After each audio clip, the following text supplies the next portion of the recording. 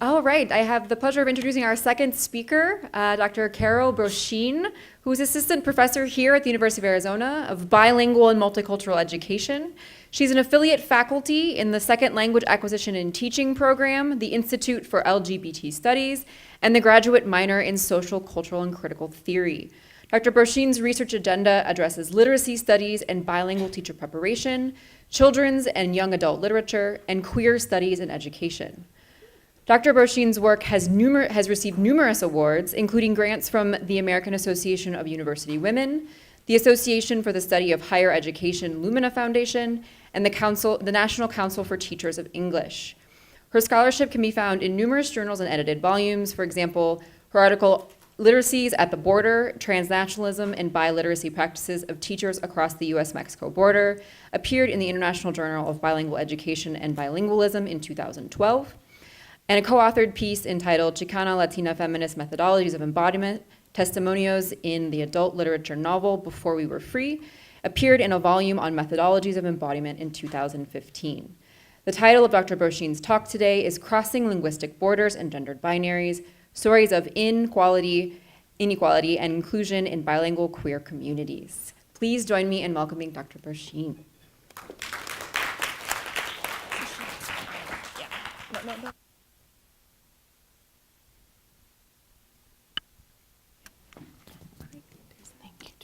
Should I hold it? Yeah, the clicker. Okay, great. So fancy. Y'all can hear me, right? Okay. Do I need the microphone? Yes. Okay. Oh, sorry. I'm so not comfortable, but I will try to be. So I wanted to. Let's see. Can I get the version where I could see my notes? I can't. There's no way Oh. to split the screen. Okay. All right. That's okay. I wanted to start with a story around how I've come to do this work and where I'm from. I grew up on the South Texas-Mexico border, a place where people have lots of preconceived notions about what it means to be from these different locations, particularly deficit ideologies around who we are and our contributions and our legacies. And so I start with 3 images to kind of give tribute to Chicana feminists and Mexicana feminists who have been writing and producing from this region, starting with Jovita Idar, who was a political activist who founded a feminist newspaper at the turn of the century, who was part of a movement with other Mexicanas who created schools called Las Escuelitas, schools at a time for people in our community who did not have access. And then, this famous image by Frida Kahlo, who spent years crossing the frontera, and in this piece talks about her in-between sense of Mexico and the US.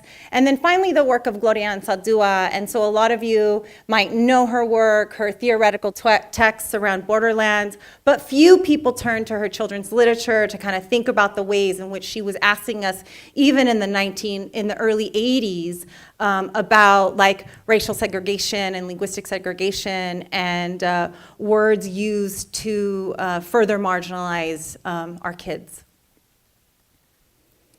But I also can't stand here today and talk about the US-Mexico border without acknowledging who isn't in this room with us today, including people in the detention facility not far from here in Tornillo, Texas, just outside of El Paso, the trans caravan with hashtag of end trans detention. That's something that you could follow on Twitter and online, and thinking about who our most vulnerable populations are right now in this country, trans women in detention centers, and the lack of space that they have here on campus with us and in the classrooms in which we teach. And then finally, I want to juxtapose this piece from maybe some of y'all have been following the caravan and just kind of contextualizing the border of today as a very different border that I was raised on in the 1970s. But things haven't really clearly changed, right? So I guess what I'm trying to say is that there's no way that I can then begin to talk about the work of kids and teachers who have privileges, right? Like, so just because I was born on the border at a time when to cross over, my mom's water broke and had me on this side, right? So just recognizing and acknowledging my citizenship privilege, my light skin privilege, my cisgender privilege, and all of the ways in which it gives me access to speak here. And so I can't like talk about this work without acknowledging who's not here and where they are. So that brings me to what brought me to do this work. Part of it is this understanding, or this kind of like these deficit beliefs and subtractive schooling pedagogies that I have been susceptible to and a product of our schools, but also then the ways in which like conversations that I've heard through the years in the teacher's lounge, in the faculty hallway, around deficit views towards Latinx communities. That were monolithic. How could we teach at an institution that now, like the U of A, will be an HSI and have a classroom with 98% Latino kids? Oh, they're all the same, right? So disrupting those monolithic ideologies, notions that crossing borders are a linear path, right? That we come, that we arrive, that we assimilate, but actually we understand migration as much more complicated. That, you know, we live in schools that view immigrants as a problem, right? We see this more and more. I remember I got my first job as a public school teacher 20 years ago this year. I was at a school that was a mile from the US-Mexico border. We could see the Rio Grande. And when I told people where I was teaching, they would say, "You're teaching down there in the South with all those burros," right? So these kind of like really horrific narratives around the students in our classroom. And I wish I could say that I only heard those narratives, you know, in public schools, but I continue to hear them over and over, even by university faculty. So how is it that we can push up against, through this work, English only and heteronormative lenses that really kind of shape our spaces?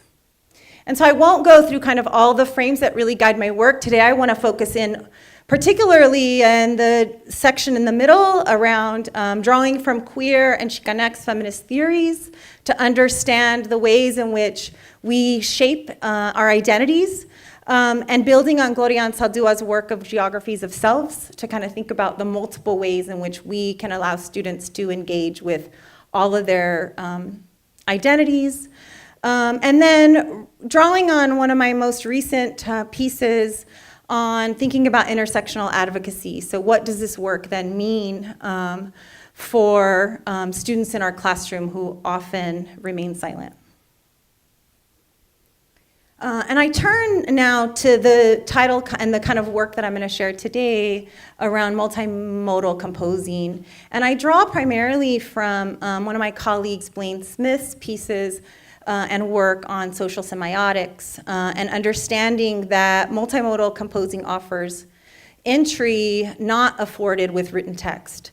And so I'm going to tell a story of how I've worked in different communities to kind of look at the ways in which multimodal and digital composing allows students who often are afraid to enter the page for a variety of really complicated reasons.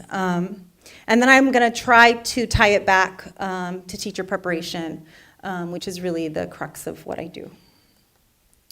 And so I'm going to take us through several spaces along the US-Mexico border. I start in South Texas in a small town called San Ignacio that's right on the river. I'll tell some stories emerging out of Encinal, a very rural community. And then my hometown of Laredo, you'll see the picture of the bridge is the bridge that I grew up crossing both in car and by foot. And then I moved to El Paso and Juarez, and I'll give examples of some digital literacy narratives and community literacy mapping. And then bring us to Tucson and Nogales, where I'll share some digital stories and linguistic maps. And so, but I just want to kind of contextualize the border as a place where our cultural and linguistic identities are often fractured and subjugated and subtracted as we move through school. As Gloria Anzaldúa wrote, el anglo con cara de inocente nos arranca la lengua. The practice of yanking students' languages is not new, especially if you were born and raised in contested and historically marginalized places. And I would add that, students, not only their linguistic and cultural identities, but their gendered identities are often not allowed in the official school spaces. And so I'm just arguing that it's through a critical understanding of the colonial legacy of the US that teachers and students can really maintain and reclaim their biliteracy and their bilingualism, what scholars in education call against all odds, and how they can be fully understood. I include this picture here of a school in Cotula, Texas, where some of participants in my study recalled being taken outside when they were speaking Spanish and using the palmas, the palm trees as a source of punishment. And so last weekend when I was at Tucson Meet Yourself and a customer came through because I was working with a friend and said, "Oh, you Tejanas, nobody there speaks any Spanish." And I'm like, well, if you understood the colonial legacy of why, right, if parents were beaten or made to pay a penny, then why would you teach your children to have an accent? And so really contextualizing my work in these ways. And then giving teachers an opportunity then as they go through a bilingual program, right, to often then have to become biliterate in these official spaces when up until college they haven't been allowed to speak Spanish in school. And so this is from a now principal that I've been working with for a very long time. She says, when I started 5th grade, I moved with my dad to a place in El Paso where it was not acceptable to speak Spanish. So can you imagine that? A city like El Paso that's 90%, right? But the pervasiveness then and the way that it kind of filters down into our schooling is really horrific. And so I'm going to highlight a couple of projects that I started working on. The first one, a Border Voices radio project that was a collaboration with NWP, the National Writing Project. And you'll see a piece here with kids on the banks of the Rio Grande. And as I talk about these 3 locations, I really want to just highlight that these are about, in every single instance, I've worked in partnership with local and national community-based projects, because what I have found across all 3 kind of contexts of my work is that these multimodal composing activities are not happening in isolation at the school alone. So I wish I could say that the conditions in which children had access to digital literacies and tools in 1998 were more advanced today, but in fact, when I work in schools in TUSD, like Hollinger Elementary, for example, the access to digital literacy tools are no different. Maybe a little bit. Maybe there's a, computer cart, right? So not much has changed. But what I learned when working with this Border Voices project, where students were writing for radio, and it's still available online, you can listen to the whole 30-minute piece, and there's a link to it in my presentation. But what I found in this work is that we took the kids outside first. And so they did, were in their backyard, which is the Rio Grande, and then they wrote first drafts. And so I have a longer paper in which I'm fleshing out how the multimodal process shifts in composing, right? And so I'll just give you, I'll read 2 pieces here. So you could see the first draft. Draft number 1, I am not. And so this is a piece that gets written right after we've gone to the river. And the students write, and this is a 4th grader. And he writes, I am not the water flowing through the Rio Grande. I am not a cazador killing all the animals. I am not a nopal getting ready to be chopped. I am not a bobcat getting ready to attack an animal. And so the students wrote these first pieces and then worked with their teacher who's workshopping her own piece. But what happened is that when we turned the composing process into writing for an audience, an audio audience, right? Then that gave a real live audience. It gave students an opportunity then to go back and add metaphor and the visual, right? So if you go onto the final draft of the audio 30-minute project, you can hear the student reading this piece, and he says, water flows along the filthy Rio Grande River. It flows through our venas and empties into the Gulf of Mexico. 4th grade, right? The border divides the countries, 2 towns, 2 cultures, and 2 friends. The border is a cazador hunting for victims. It is a nopal getting ready to bear fruit. It is a bobcat scanning the banks of our Rio Grande and hiding in the brush. So working on this project for me really shifted then, like, the multiple entries into the composition process from voices who we often do not think about as authors.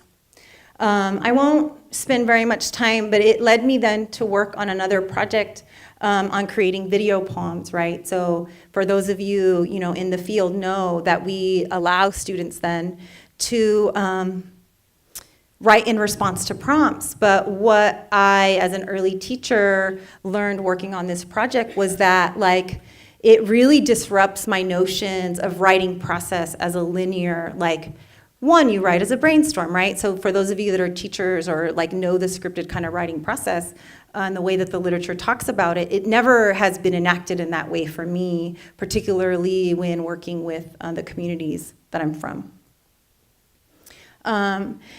And so this led me to kind of think about then, how are we preparing teachers to do this work, and what opportunities then do teachers have? Because what we can't assume, right, is that just because a teacher might match the cultural group that they're teaching, we can't make the assumption that they too don't have internalized, colonized views around the communities and classrooms that they're in. And so I had students do a variety of things, like create community literacy mapping, which you see the image over here on the left, where you can, now, this was over 10 years ago, right? Now with Google Maps, like, you can create individualized Google Maps and have students like connect to the work of like Veronica Velez, who does work on critical race spatial mapping, right? People are using, and even in the fields of geography, right? So how do we kind of like reimagine the spaces that we're in? Because when I moved to El Paso, I was living in Austin, and all people could say to me was like, oh my God, I'm so sorry you're moving there. And so it was my own way of responding to the ways in which this community in which I was entering, that was similar to where I'm from, but different, not my home community, right? But mediating then the messages that I was getting about how people view communities in which we're from. And anyway, I won't go into that, all of it. But so it just forced me to kind of think about like place-based lesson planning, creating partnerships again with, at the time I was the director of the West Texas Writing Project and Cinco Puntos Press and Humanities Texas, right? So like reaching for community resources to help us mediate the access and affordability that we want to give our students. But what I really made me think a lot about there was, as I was having students compose these pieces, is a really kind of like reimagining of the border as a rich site for literacy engagement, and rethinking about like what counts as literacy, right? We know that in the literature, and contesting what counts and what doesn't. And so like, how is this image of a Mexico jersey, right, that people have written on, Club America, right? And using this as a site where a student then writes a longer digital literacy narrative around a t-shirt. And so what I found in this work for the students is that it was about like reimagining and validating their own return trips home. Because often people would keep it quiet, right? Oh my God, these kids, they cross the border every weekend. Why are they doing that? What are they learning there? To thinking about the ways in which like crossing was actually a form of literacy, right? So the signs, I mean, I remember as a young girl sitting on the bridge for 3.5 hours, for example, and reading the letreros in Spanish, reading the little telenovela magazines that you could buy from your car window, understanding poverty, right, in a different way, and motherhood. And so my students started to really think about the ways in which crossing was something that they experienced, but yet maybe, at 20 years old or 22 years old had not really given the afforded opportunity to think about it and write about it from a place of an asset-based pedagogy. And so the other powerful thing about these mapping projects and these literacy projects and the way in which it ties into the literature on multimodal composing is that it's about a collaborative and collective piece. So no longer are students just turning in a composition to me as the faculty, and then I read it and I give them feedback and I give it back, right? It's adding the collaborative and collective piece to it. So when we do the maps, for example, then we pull them up and students look at maps. And then we look at, like, well, what did this do collectively for us as a class? And one of my students, right, with this project, I learned that others who grew up in El Paso and here on the border, they were subject to capital punishment for the use of Spanish at school, right? So for a lot of us, we don't learn this history. We don't have access to it. And so then allowing spaces for students to engage in often, like, difficult things became really important. At the time that I was in El Paso, it was the peak of the war and lots of disappearances. And so it was really we saw it in our change in enrollment, even at the university, around how many students would then cross every day. So for some students on the border, just like in Laredo and just like here in Nogales, right, there's a border crossing that happens daily for school. But students really thought about ways in which, like, they wanted to think about how Juarez was often portrayed where the children were wrong. She says, I have heard people think Ciudad Juarez as lazy and dirty and poor. And so again, like, using the multimodal and digital practices to then, like, allow students to disrupt narratives that they see about their communities in the world. And then that brings me to my work here at the University of Arizona, particularly in our bilingual elementary teacher ed program, and kind of thinking then about the ways in which, if I tie all of these pieces together, how can we, again, like, build on partnerships, but also build bridges across, like, bilingual education and the LGBTQ communities that I work with and work in. So just to talk a little bit for this last section, Arizona, the context here is not very different from Texas. So again, I left Texas and people said to me, oh my God, why are you going to Arizona? And I'm like Texas is any better, right? I mean, Arizona and Texas have the least protections for LGBTQ kids in schools. Arizona is known as a state that has a no homo promo law. Unfortunately, this law pertains to, and I'm going to bring this into kind of like these gendered binaries and what brought me here. But what happens with this law is that it's really only about sex education. So in sex education, we're in a state along with 13 others, Arizona, Alabama, Mississippi, we can name them, Texas, I can name them for you, where in sex ed, students are not allowed to hear information about sex that doesn't relate to heterosexuality. And so what has happened, though, is that this has had an overextension, the way that often policy does. And so teachers often ask me, like, well, one, as a teacher and as an out teacher, and for myself as someone who identifies as a queer lesbian, knowing that I worked in Texas and now in Arizona, where actually we're not protected from being fired from our jobs.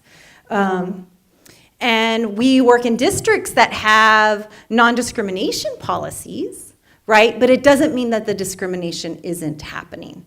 So as I worked with teachers in our bilingual program here, I got this question all the time. Like, how can I talk about queer issues with kids without losing our jobs?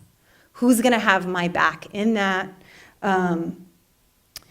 And given the school climate here, right? The school climate in Arizona is that most LGBTQ students have been victimized at school. GLSEN just released its most recent data, like earlier this week actually, that has found for the first time that schools have gotten worse, given our political climate. And so what does this lead to? It leads to absences, poor academic performance, dropping out of school, depression, and suicide. We know that our most vulnerable kids in our classrooms are often trans, non-binary, gender non-conforming, lesbian, gay, bisexual kids who come from communities of color, Latino families, indigenous communities. But they're in spaces in which another form of their geography of self, right, another part of their identities then don't find space in classrooms. And so when I started to integrate content into my classes, I would get, this is just one kind of example of the kind of letters that I get from students, right? Like, I started reading Butterfly Boy, if y'all don't know this text by Rigoberto Gonzalez. I was appalled, it goes against my beliefs. I will not attend class in protest. Another time in my program, I could leave that up there. Another time, I typically come out to my students in the first day or two, depending on the context, but one semester I didn't. And it was October, and I was covering a lesson in a language arts pedagogy class about talking about diversity of families and gender expression, and students revealed their homophobia. And so part of this is like, how do you then mediate those spaces, especially when one of my participants says, who is a queer Chicana public school teacher in Tucson, who says, some children think that it's not normal to be a homosexual. And it's a space, so this all came out in a digital story that was shared with the class. And she says just simple things like, I think it would be easier for a heterosexual to say that they were in a relationship or getting married. It's like something really simple that people take for granted. And she goes on to talk about the ways in which this gets displayed in classrooms, the ways that we talk about families, the way that we talk about childhood memory, right? The ways in which compulsory heterosexuality is displayed in schools. And so I've come to think alongside teachers who are collectively doing this work, right? And families who are negotiating similar things. Teachers who hear things like, you're a faggot, you're a girl, so act like one. You look like a boy, go play with them. Why did you pick that pink cupcake, right? Really simple kind of like things that are really pervasive and damaging. And so I allow space then, like for teachers then to think about how do you integrate this into your classroom? Simple things like using text sets that reflect their communities, like the book Red. And what has happened, though, in my work and what I have come to see is that it's very aligned with what the data shows, which is that teachers and school administrators are willing to take up these issues when there's an incident. So I've been thinking about like a piece around like it takes an incident, and I wish that it didn't. And And then in closing, just kind of tying this to the work in bilingual ed, and particularly in Spanish. We know that Spanish, I could have a entirely different talk where now I just start to talk about the ways in which Spanish as a language is really gendered. And so how do we meet the needs of our trans and non-binary kids in classrooms? I put up a picture of my own 12-year-old child who identifies as trans and non-binary. And so I shy away from sometimes talking about the way in which the personal is also political, but the work of Chicana theorists really get us to think about the ways in which it is, particularly one of my former colleagues, Dr. Norma Gonzalez. And the way in which then if we theorize the practices of these youth, I think that it reveals a lot to us about the ways in which they stay silent. But I hesitate sometimes to talk about my own kid because people will say, well, this is what has led you to your research agenda, right? There's a lot of biases around like when we study the communities in which we're from. But what it has revealed to me is the privileges that we afford because I'm a faculty at a university, right? But when Santi was in a public school, they experienced a lot of verbal violence and bullying, but yet the schools wouldn't engage with me about that. And so it just made me think about the ways in which, like, if they won't engage with me, I think about, like, who else are they not engaging with? Kids who are not out at home, kids who come from refugee families whose parents don't have the language and linguistic resources to talk to the school, right? And so I think about the ways in which we can use resources to do this work, and the ways in which Spanish is really gendered. And so I'm going to end with one thing that's happening, which is that there's a youth-driven movement in Mexico and in countries all in South America about ways of creating a more gender-neutral language in Spanish. It's a question that has come up in all of the spaces that I'm in lately. And so if any of you are interested in taking on this work, and I'll put this out there digitally too, like to kind of thinking about what this would look like in a classroom in practice, I would be really open to that kind of collaboration. The proposal is that unlike the ampersand or the X that can be used as identity markers, that adding a third pronoun in Spanish, ellas, so you know that Spanish is ellas y ellos and everything is gendered, so that we would move to using ellas. It's being proposed alongside with this pronoun ending comes the noun and the adjective endings, right? So E being the singular, S the plural, and then adding it to, it's an option that will carry us through the entire linguistic system. We also know that for the most vulnerable youth, online and digital spaces have become where they talk about this. And so it's like where we turn and where I've been turning to kind of understand who's pushing us forward. And so I have some examples that people use. And then I just want to close that my argument really is that multimodal composing should also then be intersectional. Teachers and educators should pay close attention to the students around them and in these spaces who are being silenced, who have to hide parts of themselves even to us, even to their families, who often don't feel safe. I argue that I want to encourage you and the teachers that I work with to look for the silence that live in these interstitial spaces in our classrooms, and expand the ways in which we use our languages to disrupt gendered binaries and think about how we still divide boys and girls on a regular basis.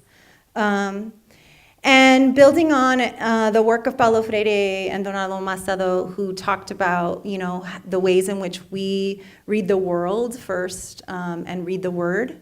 I just want to end that I think teaching children to read gender, right, is also as important. So as we move through this work, we don't need schools to become more inclusive of L2 learners, but instead to kind of analyze the historical oppressions and social formations that have brought us here to these historical moments.